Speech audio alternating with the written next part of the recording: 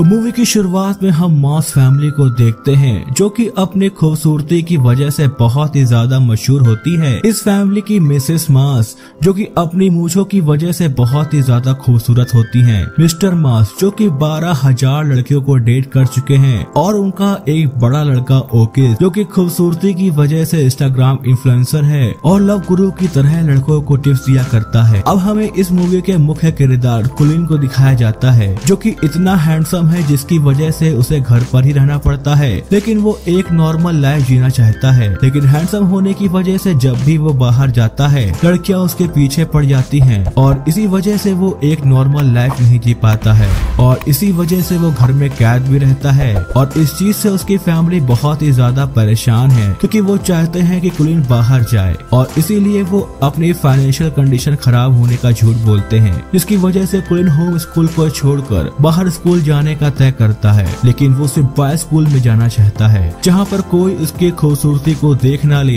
इसके लिए वो हेलमेट पहनकर स्कूल जाता है और लास्ट सीट पर जाकर बैठ जाता है। तब वहाँ पर क्लास का बुली बॉय सिड और उसके चेले आते हैं और उससे बात करते हैं। अब टीचर क्लास में आती है और वो कुलिन को हेलमेट में देखकर काफी चौंक जाती है और उसे हेलमेट उतारने को बोलती है। अब कुलिन सिनेमैटिक वे में अपना हेलमेट उतारता है और उसकी सुंदरता देख टीचर को अटैक आ जाता है और उसे हॉस्पिटल लेकर जाया जाता है। तभी स्कूल के बच्चे प्रिंसिपल से शिकायत करते हैं कि ये नया लड़का बहुत ही ज्यादा हैंडसम है। अब कुलिन डर कर वहाँ से भाग रहा होता है, लेकिन बुली मेंबर ग्रुप का एक लड़का उसको पकड़ लेता है। अब वे उसे स्कूल के स्टोर रूम में लेकर जाते हैं और खुद को पावर रेंजर की तरह इंट्रोड्यूस करते हैं और उनका टिकटॉक नाम का एक ग्रुप होता है और उसका लीडर सिड है जो कि प्रिंसिपल का बेटा है। अब वो उसे सामने वाले स्कूल में पढ़ने वाली अमांडा नाम की लड़की प्रोम पार्टी के इनविटेशन भेजने को कहते हैं क्योंकि अमांडा बहुत ही ज्यादा सुंदर है और वो केवल हैंडसम लड़कों के प्रपोजल ही एक्सेप्ट करती है।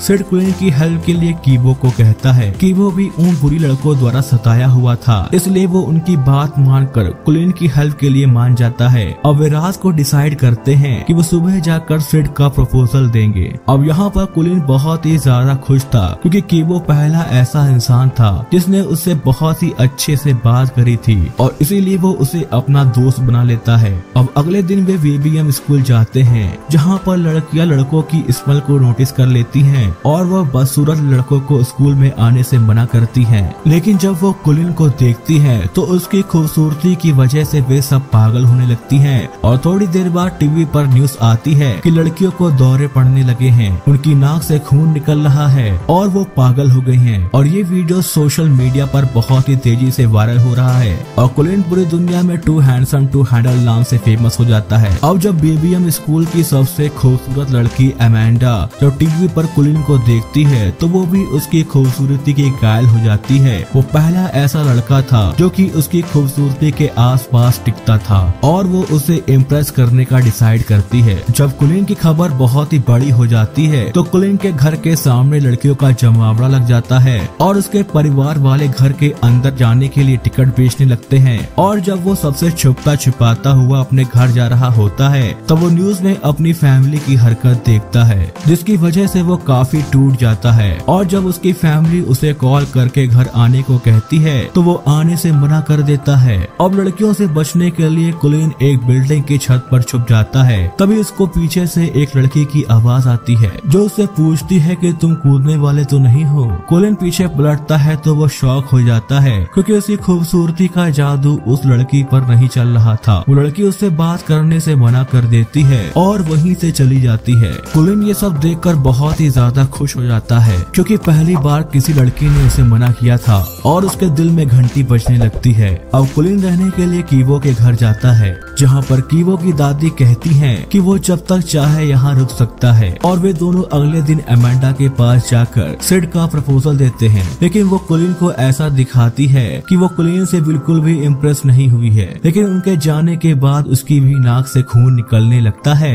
अब कुलिन को सीढ़ियों पर पिछली रात वाली लड़की दिखाई देती है लेकिन बाकी गर्ल्स उसको छोड़ ही नहीं रही होती हैं, जिसकी वजह से वो उसके पास भी नहीं जा पाता है। अब कुछ दिनों के बाद कीवो और कुलिन बेहद ही अच्छे दोस्त बन जाते हैं। एक दिन कीवो कुलिन को फुटबॉल खेलने लेकर जाता है ताकि वहाँ पर वो अपनी क्रश से मिल सके। अब कुलिन उससे मिलने जाता है तभी वहाँ पर कीवो आ जाता है जहाँ पर उसे पता चलता है कि वो लड़की कीबो की भी क्रश है। इसके बारे में कीबो उसे बताया करता था। अब वे दोनों पास में बैठकर आपस में बात करने लगते हैं, जिसकी वजह से कुलिन को जलन महसूस होने लगती है और वो रात भर सो नहीं पाता, क्योंकि ये उसके लिए बिल्कुल नया एहसास था। तभी उसको याद आता है कि उसका भाई लव गुरु है और वो उसकी इस मामले में मदद जरूर करेगा। अब कुलिन अपने भाई से मदद मांगता है, जिसकी वजह से उसका भाई बहुत ही ज्यादा इमोशनल हो जाता है और वो लड़की को इम्प्रेस करने के तरीके बताता है। कुलिन अब उन सभी तरीकों को ट्राई करता है। अब अमेंडा बॉयज स्कूल में आकर कुलिन को अपने बर्थडे की पार्टी में इनवाइट करती है।